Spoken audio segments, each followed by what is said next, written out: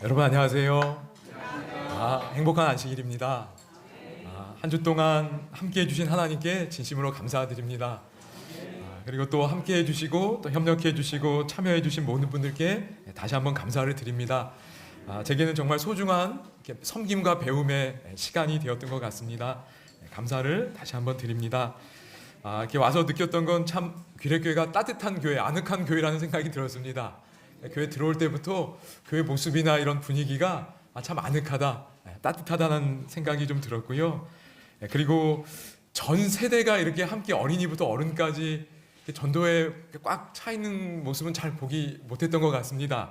그래서 전 세대가 연합한 교회라는 생각이 들었고요.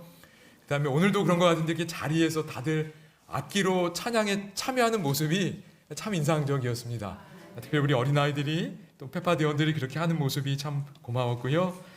또 이렇게 어린이들이 교회 일꾼이라는 생각을 참 많이 하게 되었습니다. 그게 참 인상적이었고, 아마 여기는 모든 분들이 교인들이면서 단순히 교회에 참여하는 분들이 아니고 다 일꾼들이 아닐까라는 생각을 좀 갖게 되었습니다. 그래서 하나님의 은혜 가운데 그렇게 건강하게 신앙생활 하시는 모습에 많이 배우고 또 감동도 받고 하는 한 주였습니다. 그리고 아마 전도에 앞두고서도 아마 여러 봉사들을 또 여기 우리 귀례 주민들을 위해서 많이 하셨다고 제가 들은 것 같습니다.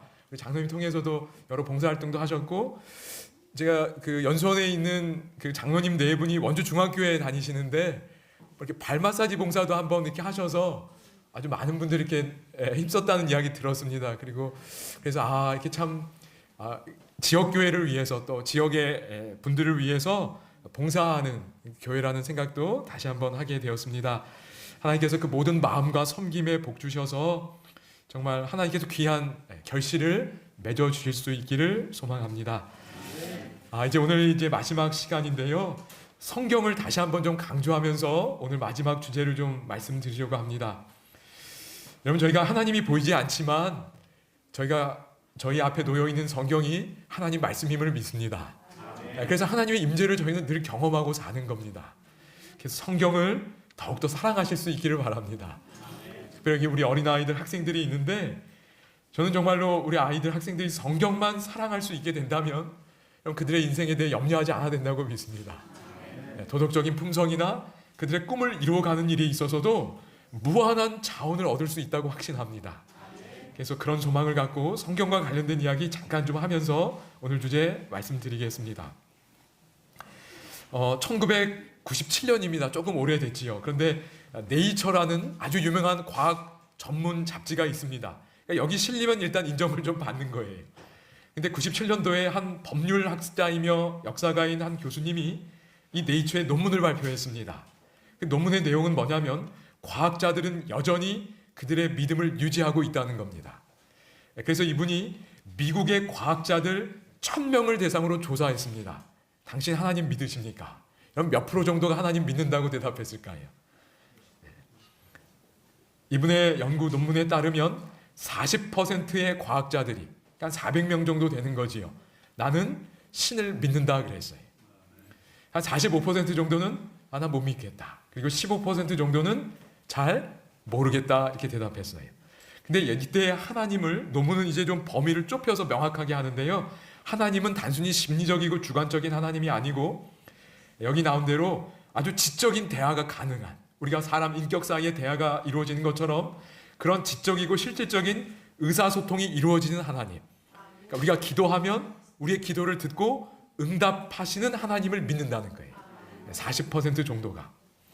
근데 이런 결과를 보고 아리엘 A. 로스라는 한 과학자분이, 이분은 우리 재림교회 학자입니다. 뭐라고 설명을 했냐면, 이야기를 하는 걸 들었냐면 참 놀라운 모순이 있다는 거예요. 과학자 10명 중 4명이 기도에 응답하시는 하나님을 믿고 있는데 과학 논문이나 교과서에서 하나님은 완전히 배제되어 있다는 거예요. 그러니까 40% 정도의 과학자들이 하나님을 믿으면서 과학을 하고 있는데 그들의 논문이나 어떤 교과서나 이런 데에 하나님 이야기를 할 수 있나요, 없나요? 전혀 못한다는 거예요. 그냥 하나님 이야기만 하면 마치 과학이 아닌 것 같은 분위기가 현대사회의 분위기라는 겁니다. 근데 이게 모순이라는 거예요. 그러면서 이분은 이렇게 이야기했습니다. 지식을 탐구함에 있어서 과학은 아무리 전문적인 분야라도 그 영역에 대하여 지식의 한계가 있음을 인정해야 된다는 거예요. 여러분, 과학이 모든 걸 설명할 수 있나요? 여러분, 그렇지 못합니다. 그건 다 학자들도 인정하는 바예요. 특별히 제가 첫날 말씀드린 것처럼 그 기원에 대해서는 과학은 설명하지 못합니다. 다 그래서 추측하는 거예요. 이런 한계가 있음을 인정하고 다른 분야의 가치도 소중하게 수용해야 된다는 겁니다. 이러한 방법론적 태도를 가져야 한다는 거예요. 여러분, 이 세상에서 가장 어떤 권위 있는 책 중에 비교할 수 없을 정도로 권위 있는 책이 뭐지요? 성경입니다. 수십억의 사람들이 성경을 하나님의 말씀으로 인정하는 거예요. 가장 권위 있는 책입니다. 그렇게 또 현대인들이 많이 인정하는 영역은 과학입니다. 그러니까 진리가 어디 있는가? 어떤 사람들은 과학에만 진리가 있다. 또 어떤 사람들은 성경에만 있다. 그게 아니고 이분은 뭐라는 거예요? 과학과 성경을 서로 연관시켜 탐구하는 게 가장 바람직한 태도라는 거예요. 성경은 과학 교과서가 아니기 때문에 과학에 대해서 많은 이야기를 하지는 않습니다. 그렇지만 과학이 다루고 있지 않는 많은 영역에 대해 권위 있는 하나님의 말씀을 알려주는 겁니다. 그것도 인정하고 또 과학도 모든 걸 설명하진 않지만 어쨌든 저희가 그것도 인정하면 그것이 진리를 찾아가는 가장 좋은 방법이라고 이분이 제안하는 겁니다. 이분이 이렇게 이야기했습니다. 우리는 기억할 필요가 있다. 진리는 몇 개예요? 하나입니다. 그러므로 그 진리 자체, 하나인 진리는 그 자체가 충돌할까요? 하지 않을까요? 하지 않는다는 거예요. 그러니까 바르게만 과학을 연구하면 성경의 진리와 충돌하지 않는 것들을 발견할 수 있다는 겁니다. 여러분, 부조화 선지자에도 이렇게 말씀합니다. 올바르게 이해하면 과학과 계시, 하나님의 말씀 성경은 완전히 뭐 된다고요? 조화되는 거예요. 천연계에서건 계시에서건 모든 진리를 그 모든 표현에 있어서 뭐가 있다고요? 일관성이 있다는 겁니다. 그러니까 그게 바르게만 연구되면 성경과 과학은 놀라운 조화를 발견할 수 있다는 거예요. 여러분, 성경은 하나님의 말씀입니다. 그리고 특별히 우리 어린 학생들, 청년들, 우리 학생들이 성경을 하나님의 말씀으로 인정하고 학교 공부 열심히 하시기 바랍니다. 그러니까 학교에서 공부하는 많은 것들이 성경과 관련 없는 걸 공부하는 게 아니라고 저는 믿습니다. 하나님이 만드신 세계를 연구하는 게 과학이에요. 음악도 저희가 음악할 수 있도록 누가 그 모든 감각이나 재능을 주신 거지요? 하나님이 주셨다고 믿습니다. 그러니까 어떤 영역에서든 참되게 연구하다 보면 결국은 다 하나님을 만날 수 있다고 믿습니다. 음악의 영역이건 과학의 영역이건 수학의 영역이건 여러분들이 성경을 인정하고 학문을 한다면 훨씬 더 탁월한 연구 결과들을 얻고 각 영역에서 하나님께 쓰임받는 일꾼들이 될 수 있으리라 믿습니다. 저도 예를 들면 이런 것들을 발견하게 됩니다. 여러분, 이분은 서울대학교 인지 과학에서 이렇게 가르치시는 이인하 교수님입니다. 이분이 기억하는 뇌, 망각하는 뇌라는 책을 좀 써서 제가 좀 보게 됐습니다. 근데 이것도 보면 성경하고 연결되는 게 참 많아요. 제가 하나만 좀 말씀드리겠습니다. 이분 책에 있는 이야기입니다. 그걸 소개해 드리는 건데요. 혹시 이렇게 마이크 잡고 있는 분이 누군지 아시나요? 네, 이세돌 구단입니다. 바둑을 아주 잘 두는 분이에요. 그런데 몇 년 전에 구글의 인공지능 알파고랑 바둑 대결을 했지요. 2016년도인가 했습니다. 5번 대결했는데 이세돌 바둑 기사가 한 번 이기고 4번 졌습니다. 결국 졌어요. 그래서 그 옆에 앉아있는 안경 쓴 분이 그 딥마인드라는 회사를 만들고 알파고를 만든 그 프로젝트의 책임자인 데미스 하사비스라는 박사님입니다. 아주 천재적인 분이래요. 이분이 그 책임자입니다. 이제 어떤 인터뷰를 하는 모습인데 이분이 인공지능에 대해 공부하기 위해서 원래 뭐 이런 컴퓨터 쪽에 아주 천재적인 분이었대요. 그런데 인공지능을 제대로 만들기 위해서 영국의 유니버시티 칼리지 런던이라는 대학에 입학을 합니다. 대학원에. 그래서 거기에 인공지능의 아주 권위자로부터 이제 공부를 하고 박사학위를 받았다고 합니다. 그런데 박사학위 논문의 주제가 뭐였냐? 핵심 질문이 이거였대요. 인간이 상상할 때 뇌에 해마가 꼭 필요한가? 그러면 해마는 기억의 중추입니다. 그러니까 어제 일어났던 일을 내가 기억하고 말할 수 있는 건 해마 때문에 그런 거예요. 그래서 알츠하이머스 치매가 걸리는 건 이 해마가 우선적으로 손상되는 겁니다. 그래서 이게 그 박사님의 핵심 질문이었대요. 그러니까 상상을 하는 일에 기억을 담당하는 해마가 이게 필요한가? 그러니까 기억은 과거를 뭔가 기억하는 거잖아요. 근데 미래에 내가 경험하지 못한 일을 상상할 때도 이 해마가 꼭 필요한가? 그게 논문의 핵심 주제였답니다. 여러분 어떻게 생각하시나요? 과거에 대한 어떤 일을 기억하는 게 상상하는 것과 관련이 있을까요? 없을까요? 네, 있겠지요. 있다는 게 논문의 결론이었습니다. 그걸 이제 실험을 통해 이제 밝혀낸 겁니다. 그러면서 이 책에 이렇게 설명했어요. 경험적 기억을 학습하는 해마가 가상의 경험을 만들어내는 작업인 상상이나 시뮬레이션을 할 때도 마치 사건을 경험하고 있는 것처럼 활동한다는 거예요. 만약에 여러분이 하늘나라에 간 걸 상상하면 해마는 어떻게 한다고요? 똑같이 경험하고 있는 것처럼 작동하고 있다는 거예요. 그러면서 이 교수님이 이렇게 얘기했어요. 여러분 우리 아이들의 이제 상상력을 길러주고 싶잖아요. 요즘 이제 21세기는 상상력, 창의력이 아주 중요한데 가장 좋은 방법은 상상하는 연습을 하는 게 아니라는 거예요. 이게 추상적으로. 그럼 어떻게 한대요? 아이가 많은 것을 경험하고 학습하도록 해주는 게 그게 가장 좋은 방법이라는 겁니다. 왜냐하면 기억하고 경험한 게 있어야 상상할 수 있다는 거예요. 그래서 경험은 직접적 경험일 수도 있고 간접적 경험일 수도 있다는 겁니다. 그러니까 경험을 다양하게 좋은 걸 많이 하면 할수록 상상력, 창의력이 길러질 수 있다는 겁니다. 여러분 저는 이걸 보면서 하나님이 사람을 만드신 원리를 좀 보게 됐어요. 뭐를 바탕으로 상상하는 거예요? 기억을 바탕으로 상상하는 거예요. 그러니까 기억과 상상이 저는 이렇게 연관되어 있다는 걸 생각 못했습니다. 이걸 잘 못 들어봤어요. 그러니까 제게는 굉장히 의미 있는 발견이었습니다. 여러분 그런데 하나님이 사람의 뇌를 이렇게 만드셨어요. 근데 제가 보니까 성경이 기록된 원리도 이거랑 똑같아요.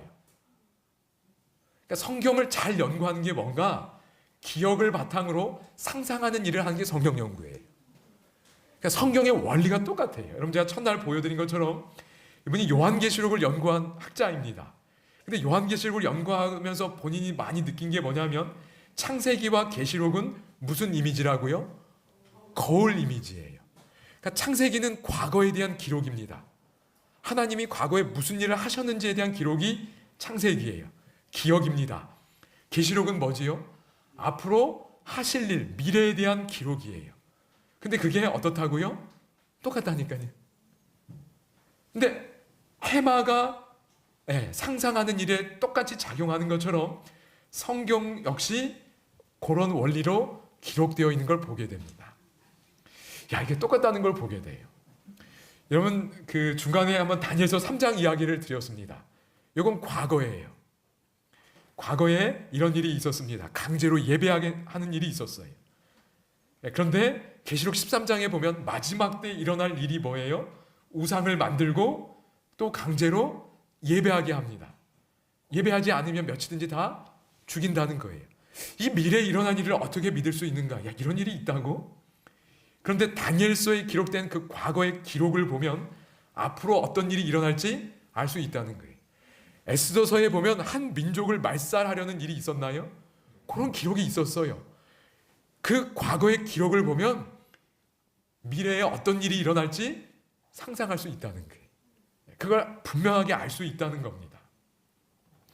그래서 저는 이 작은 사례만 봐도 사람을 만드신 분이 성경을 주신 분이라고 저는 확신합니다. 이게 똑같아요, 원리가. 그럼 이걸 다시 한번 확신하시고 지금까지도 성경을 사모하며 오셨지만 정말 성경을 하나님 대하듯이 하나님의 음성을 듣는 것처럼 그렇게 대하고 연구하고 묵상하실 수 있기를 바랍니다. 그럼 그 하나님의 음성이 들을 때 그럼 사람의 생각과 감정과 이성은 바뀝니다. 그럼 하나님 말씀이라니까요. 그 말씀이 세상을 존재하게 했어요. 그 말씀이 내게 들릴 때 우리 아이들, 우리 학생들의 마음에 그 하나님의 음성이 들릴 때 그럼 놀라운 변화들을 경험할 수 있다고 저는 믿습니다. 제가 그 뭐 베델의 요양원이나 여기 뭐 그다음에 보은의 다니엘 빌리지나 이렇게 좀 가서 한 일주일 정도씩 머물 기회들이 좀 있었습니다. 근데 정말 아무 의학적인 치료 없더라고요. 그런데도 이렇게 몸이 회복되고 낫는 것들을 이렇게 보게 되었습니다. 그럼 만드신 분이 고치시고 그 만드신 분이 말씀을 통해서 우리의 많은 부분들의 생명의 능력을 주는 분임을 믿습니다. 성경을 사랑하는 마음 꼭 간직하시고 여러분의 남은 평생을 말씀을 사모하고 말씀을 상담자로 여기며 살아가실 수 있기를 간절히 바랍니다. 오늘 마지막 질문입니다. 미래. 참 정말 불안해 보이고 어두워 보이는 미래입니다. 아마 분명히 이 세상은 점점 더 어려워질 겁니다. 그게 성경의 말씀이지요. 이런 미래에 우리가 무엇을 소망하며 살 것인가? 그럼 사실 오늘 제가 드리고 싶은 답은 드렸습니다. 그럼 소망은 상상하는 일이지요. 안 일어난 일을 내가 소망하는 겁니다. 이런 일이 일어났으면 좋겠다. 그런데 여러분 소망을 하려면 상상하려면 뭐가 있어야 된다고요? 기억이 있어야 돼요. 그러니까 여기도 지금 뭔가를 잘 소망하시는 분들은 하나님에 대한 기억이 있는 분들은 소망을 잘 하실 수 있어요. 근데 이 기억이 없으면 여러분 우리 두뇌에서 일어나는 일이잖아요. 뭔가 소망하고 하나님 믿는 것도 그게 잘 안 될 수 있다는 겁니다. 그러니까 하나님에 대한 기억, 하나님이 무슨 일을 하셨는지에 대한 기억이 풍성해지면 상상하는 일, 소망하는 일도 풍성해질 수 있습니다. 그러므로 하나님은 야 무조건 너 믿어라, 무조건 미래를 소망해라, 야 재림을 소망해야지 무조건 그렇게 하지 않으셔요. 우리의 두뇌가 무조건 그렇게 되지 않습니다. 해마가 작동을 해야 상상할 수 있다는 거예요. 그러니까 기억이 있어야 상상도 하고 소망도 하는 거예요. 저는 이게 참 놀라웠어요. 그러니까 재림 성도들이 재림을 소망하는 게 힘들다면 하나님에 대한 기억이 약하다는 거예요. 이게 억지로 되는 게 아닌 것 같아요. 그냥 재림의 징조에 대한 강조를 계속 듣는다고 이게 되는 것 같지 않아요. 하나님이 어떤 일을 하셨는지에 대한 기억이 많아질수록 소망도 커지는 겁니다. 연결되어 있어요. 그래서 성경을 주셨어요. 성경을 통해 우리는 하나님이 주시는 기억을 받는 겁니다.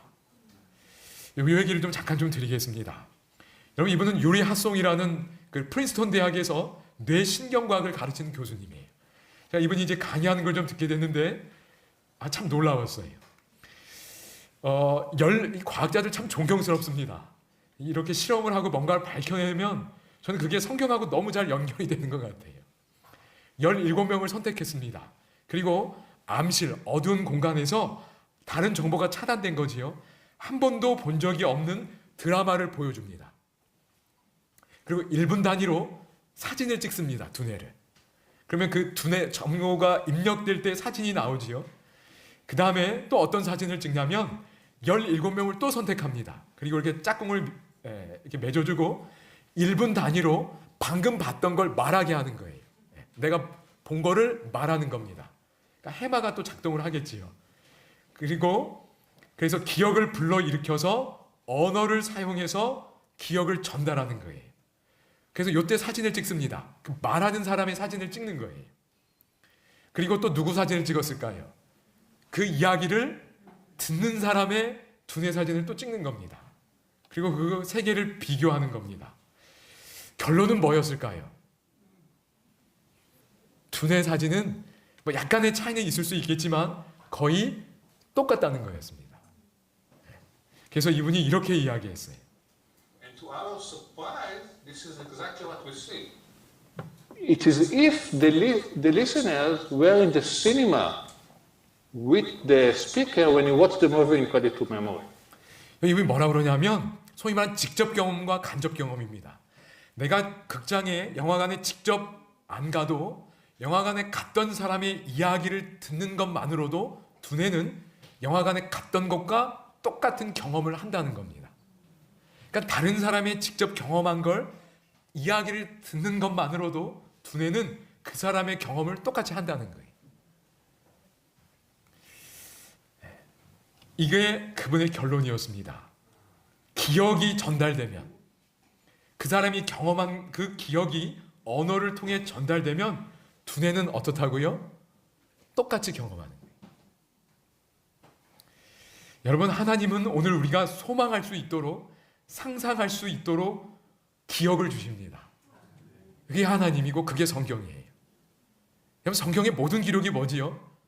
하나님을 만난 사람들의 기록이에요. 혹은 하나님이 계시로 보여준 걸 전달하는 겁니다. 그러니까 그 사람들의 경험을, 그 기억을 기록을 통해, 왜? 시간의 제약이 있기 때문에 언어로 기록을 해서 그걸 듣는 겁니다. 그리고 그걸 들을 때 우리가 소망할 수 있게 되는 거예요. 뭔가 믿을 수 있게 되는 거예요. 그러니까 여러분, 성경은 기억을 전달해주는 책입니다. 그럴 때 믿음이 생기는 거예요. 여러분, 여기 오늘 요한일서 1장 2절을 보겠습니다. 여러분, 태초부터 있는 그 생명의 말씀, 하나님이 태초부터 계셨어요. 아무것도 없지 않았습니다. 생명의 말씀이 있었어요. 근데 그 말씀이 이 땅에 오셨습니다. 예수님이지요. 그래서 요한이 뭐라 그러냐면, 우리가 뭐한 바요? 들은 바요. 눈으로 본 바요. 우리 손으로 뭐한 바라? 한마디로 경험했다는 거예요. 예수님이 직접 오셨으니까. 저희는 지금 그걸 못합니다. 예수님이 지금 저희가 이렇게 만질 수 없잖아요. 그건 누구는 경험했어요? 요한은 경험한 겁니다. 그래서 이렇게 얘기하는 거예요. 그런데 그리고 이 생명이 나타내신 바 된지라. 나타나셨어요. 그러니까 보는 겁니다. 인간의 이성으로 하나님을 다 이해할 수 없지요. 상상도 못하지요. 그런 분이 있나. 근데 하나님의 계시를 통해 아는 겁니다. 그게 성경이지요. 이 영원한 생명 우리가 뭐 했고? 보았고, 그 다음에 뭐라 그러지요? 증언하여 너희에게 뭐 한다고요? 전달하는 거예요. 그러니까 본인의 경험을, 언약을 이루시는 하나님을 경험했고, 그분이 경험한 걸 뭐 하는 거예요? 전달하는 거예요. 그게 성경책입니다. 그러니까 성경은 단순히 교훈을 주는 책이 아니고요. 뭐를 전달하는 책이에요? 경험을 전달하는 책이에요.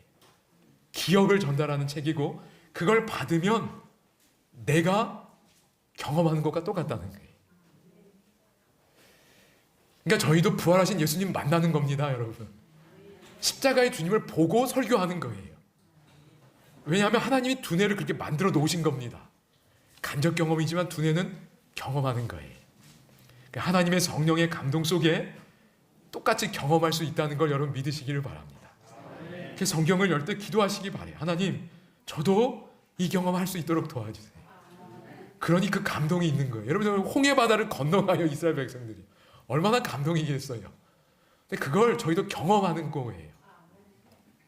여러분, 계시록에 하나님 나라의 보좌가 열리고 거기 들어가서 예배드리는 장면을 보는 걸 봤지요, 요한이 계시록. 그러니까 저희가 그걸 읽으면 뭐 하는 거예요? 그걸 보고 경험하는 거라니까요. 그러니까 하나님 나라를 미리 경험하도록 주신 책이 계시록이에요. 여러분, 그걸 경험하면 달라집니다. 하나님 나라를 보는 거라니까요. 그게 실제가 되도록 도와주시는 겁니다.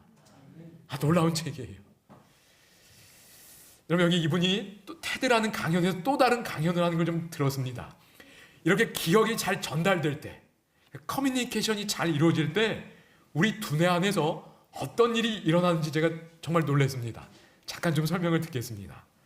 커뮤니케이션이 전달될 때, 그러니까 기억이 잘 전달되는 거예요. 이게 막 전달이 안 되는 게 아니라 잘 전달될 때 두뇌에서 일어나는 일입니다. And to explain to you what is neural entrainment, let me first explain what is physical entrainment. So over here you can see 5 metronomes. And think of these 5 metronomes as 5 brains. And similar to the listeners, before the story starts, these metronomes are going to click, but they're going to click out of phase.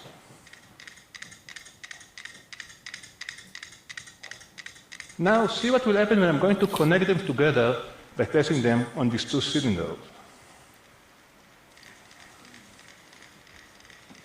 Now these 2 cylinders start to rotate. And this rotation and vibration go into the wood, and going to couple all the metronomes together, and now listening to their click.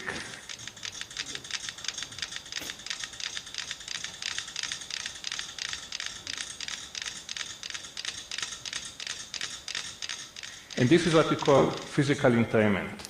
여러분 어떻게 되지요? 네, 원통으로 인해 진동이 서로 전달되니까 똑같아져 가요. 이게 물리적 동조합니다. 같아져 가는 거예요. 근데 이런 일이 우리 두뇌 안에서 일어난다는 거예요. 그러니까 누군가의 이야기를 잘 들으면 내 두뇌가 그 사람하고 같아져 가는 겁니다. 그러니까 동조화가 일어나는 거예요. 여러분 하나님 말씀 잘 들으면 같아져 가는 거예요. 그러니까 다른 사람이 경험한 성경의 경험들을 잘 들으면 그 사람이 만난 하나님의 이야기를 들으면 같아져 가는 겁니다. 여러분 요한은 하나님을 만났어요. 창조주가 사람이 되셔서 이 땅에 오셨어요. 그럼 놀라운 일 아닌가요? 그걸 잘 몰랐는데 야 이분이 하나님이었구나라는 걸 깨달은 겁니다. 처음부터 예수님을 만났어요. 그리고 예수님이 자기에게 다가오셔서 야 너 나 따라와. 내가 너 가장 가치 있는 인생 살게 해줄게. 그 다가오셔서 부르시는 예수님을 요한이 만난 거예요. 그리고 경험한 겁니다. 그리고 밤에 찾아온 한 교사에게 정말 놀라운 다시 태어남의 진리를 말씀해 주신 예수님 이야기도 들었어요. 그리고 소외받고 외로운 한 여인을 정말 온 우주에 이 사람밖에 없는 것처럼 집중하시고 대화하시는 그 예수님의 모습도 봤어요. 그리고 그걸 나중에 그 아름다운 예수님을 기록한 겁니다. 예수님이 얼마나 탁월한 뛰어난 교사이셨는지 하늘의 진리를 선포하시는 예수님의 모습도 요한은 다 봤습니다. 그리고 저희가 정말 생명이 이렇게 위험하게 됐을 때 거세게 일어나는 그 파도를 잠잠케 하시는 천연계를 다스리시는 권위 있는 예수님도 요한은 봤어요. 그 권위를 봤습니다. 사탄이 얼마나 타락시켰고 그리고 그렇게 타락시키는 한 영혼을 완전히 회복시키시는 예수님 모습도 옆에서 본 거예요. 그걸 기록한 겁니다.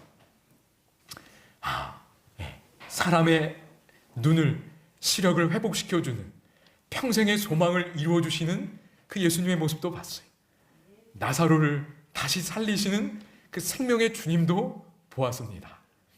그리고 예루살렘에 입성하시고 모든 사람의 시선을 자기에게 집중시키시는 예수님도 보았어요. 그리고 기대했었는데 이분이 이제 십자가에 달리신 거지. 그리고 예루살렘의 멸망을 슬픈 듯 바라보시며 슬픈 가운데 그 모든 이야기들을 하시는 예수님의 모습, 세상의 멸망을 미리 내다보시는 예수님 미리 보고 계시는 거예요. 그 모습도 지켜보고 기록했습니다.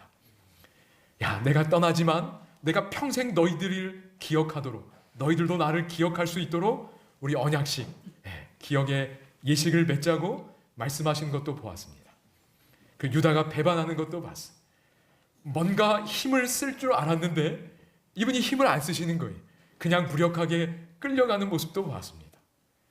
그리고 유대인들이 그들이 기다렸던 메시아를 알아보지도 못하고 바라바를 선택하고 예수를 거절하는 정말 가슴 아픈 순간도 보았습니다. 십자가도 봤어요. 온 우주의 창조주가 무력하게 우리를 대신하여 하늘과 땅 사이의 나무에 매달린 모습, 저주받은 그 모습도 요한은 보게 되었습니다. 그리고 마지막까지도 한 영혼을 구하기 위해 마음을 쓰시는 그분의 모습도 보았어요. 그분의 마음이 어디에 늘 가 있는지를 본 겁니다. 그리고 죽음과 죄의 권세를 이기시고 무덤에서 나오시는 그 부활하신 예수님 그 모습도 요한은 보게 되었습니다. 그리고 믿음을 주시고 믿도록 도와주시고 다시 사명을 회복시키시는 그 사랑의 주님도 요한은 경험을 한 거예요. 그리고 이제 하늘로 올리우시면서 제자들에게 모든 권세로 세상의 사명을 맡기시는 그리스도의 모습도 요한은 보았습니다. 그 모든 걸 본 거예요. 그리고 그걸 성경에 기록한 겁니다.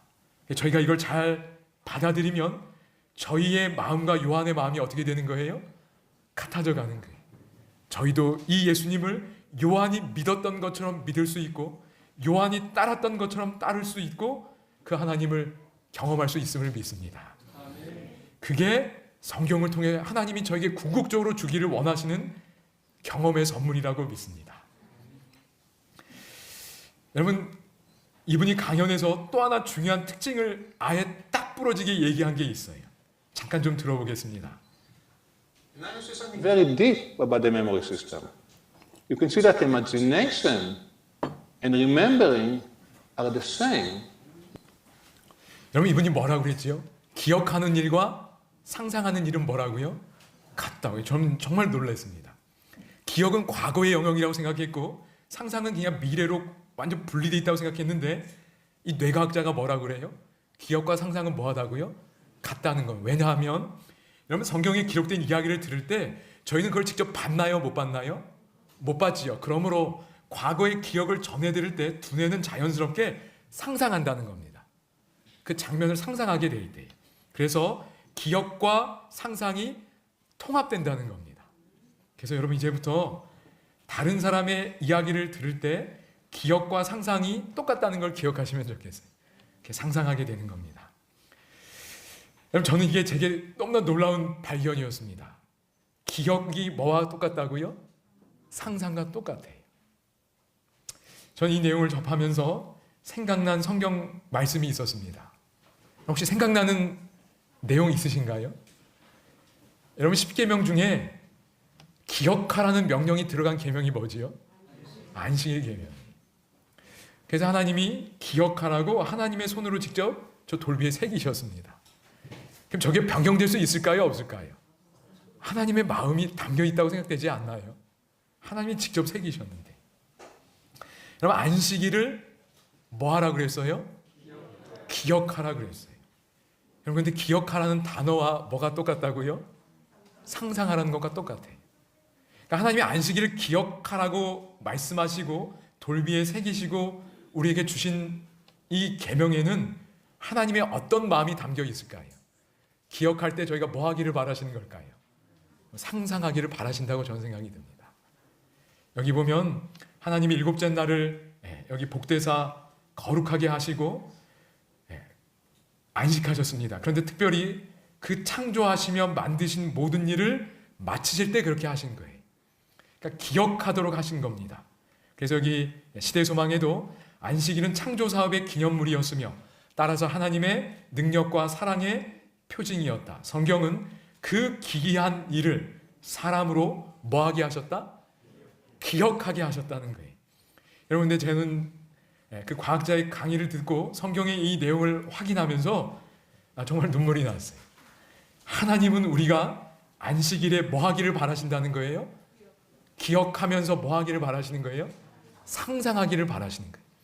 여러분, 저도 모태신앙인입니다. 40년 넘게 재림신앙을 해왔지만 저는 이거 잘 몰랐습니다.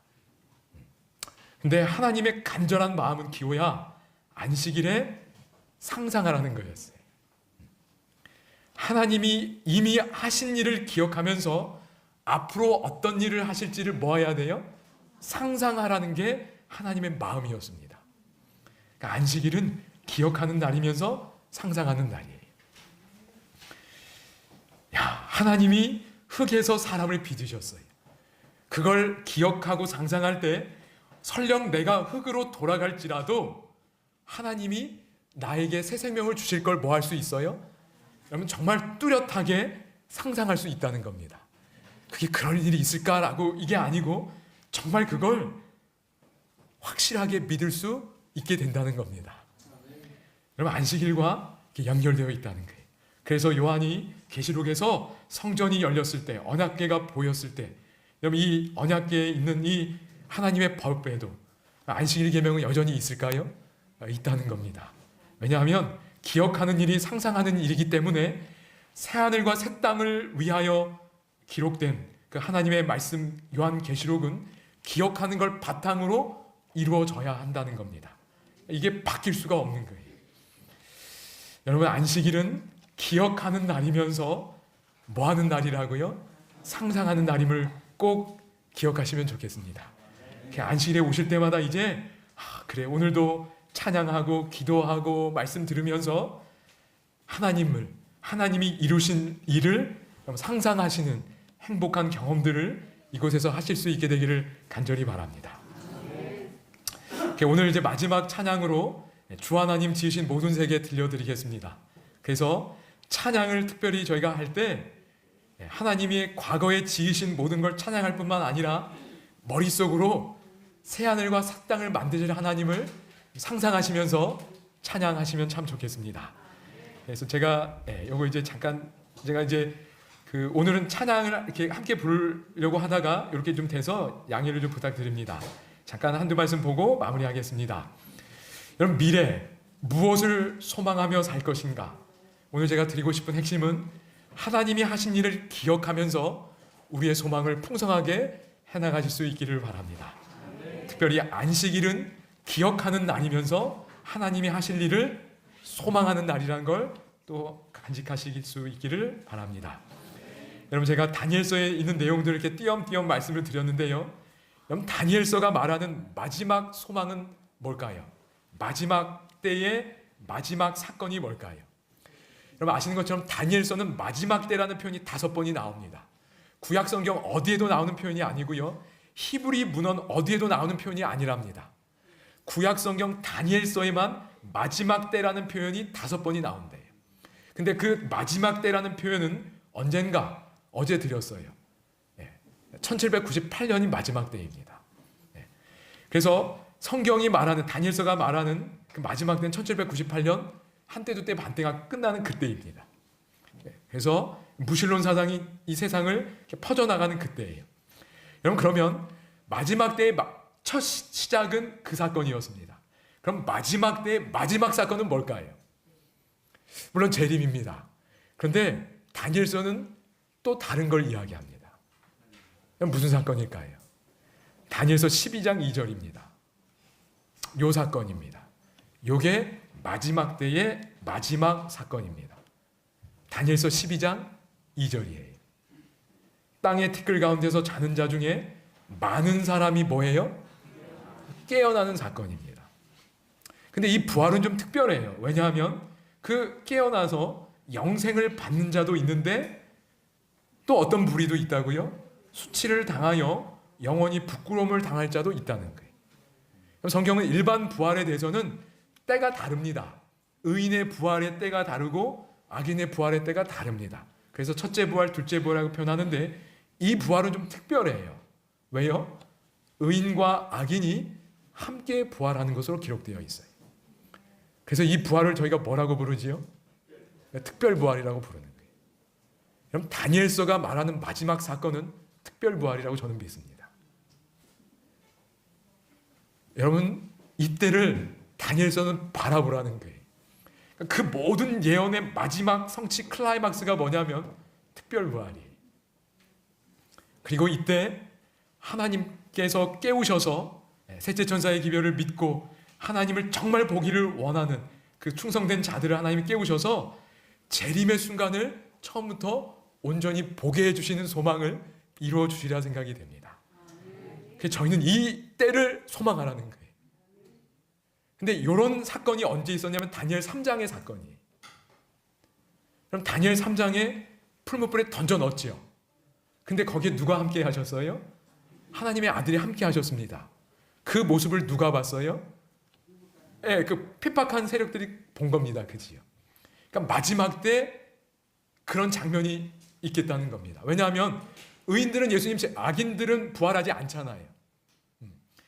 나중에 이제 부활하게 되는데, 그런데 예수님의 재림을 살아있는 사람들이 다 볼 뿐만 아니라 특별히 여기 보면 여기 나오는 대로 수치를 당하여서 영원히 부끄러움을 당할 자들도 있겠다는 겁니다. 많이 핍박한 세력들, 어떤 그런 특별히 부활하는, 그다음에 예수님 볼지어다 그 계시록 1장 7절 말씀처럼 찌른 자들도 예수님의 재림을 본다 그랬지요. 그러니까 그런 어떤 그룹들이 있는 것 같아요. 이 사건이 다니엘서의 마지막 사건입니다. 여러분, 이걸 상상하시기 바랍니다. 3장의 사건들을 바탕으로 해서 그렇구나, 하나님께 끝까지 충성하는 자들을 높이시다는 걸 여러분 기억하시고 기억을 바탕으로 상상하시기 바랍니다. 그게 다니엘서의 마지막 소망이라고 믿습니다. 여러분, 기억과 상상이 똑같다는 걸 알고 우리 교회 이름을 보면 이건 정말 놀라운 이름이에요. 제7일 안식일은 뭐 하는 이름이지요? 하나님의 창조를 기억하라는 거예요. 예수 재림교회는 뭐를 바라보는 거예요? 하나님이 앞으로 하실 일을, 그 재림을 바라보는. 그러니까 이 이름 자체에 기억과 상상이 들어가 있는 거예요. 그러니까 너무나 성경적인 이름이고 너무나 과학적인 이름이에요. 여러분, 이 속에 정말 모든 게 딱 압축되어 있다는 걸 생각하시고 하나님이 주신 이 교회 안에서 여러분 남은 신앙생에 더 행복하게 아름답게 해나가실 수 있기를 간절히 바랍니다. 이제 마지막으로 우리 이 찬양 듣고 기도하도록 하겠습니다. 기억과 상상이 똑같다는 거 생각하시면서 우리 함께 부르고 마치겠습니다. 기도하겠습니다.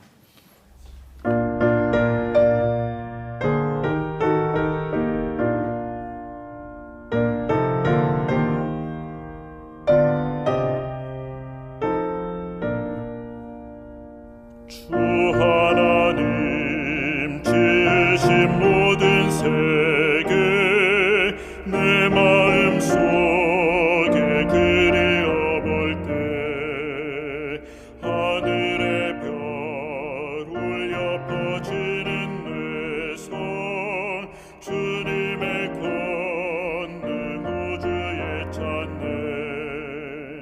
주님의 높고 위대하심을 내 영혼이 찬양하네. 주님의 높고 위대하심을 내 영혼이 찬양하네. 숲속이나 푸르른 깊은 산에 지저귀는 저 새소리들과 고요하게 흐르는 시냇물은 주님의 솜씨 노래하도다. 주님의 높고 위대하심을 내 영혼이 찬양하네. 주님의 높고 위대하심을 내 영혼이 찬양하네. 주 하나님 독생자 아낌없이 우리를 위해 땅에 보내어 십자가에 피 흘려 죽게하사 내 모든 죄를 구속하셨네. 주님의 높고 위대하심을 내 영혼이 찬양하네.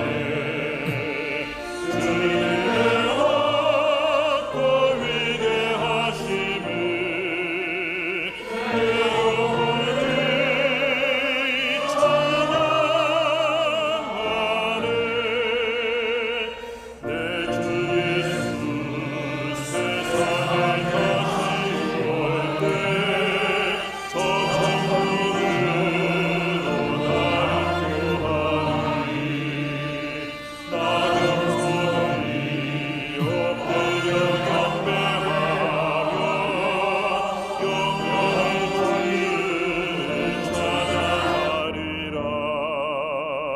주님의 높고 위대하심을 내 영혼이 찬양하네. 주님의 높고 위대하심을 내 영혼이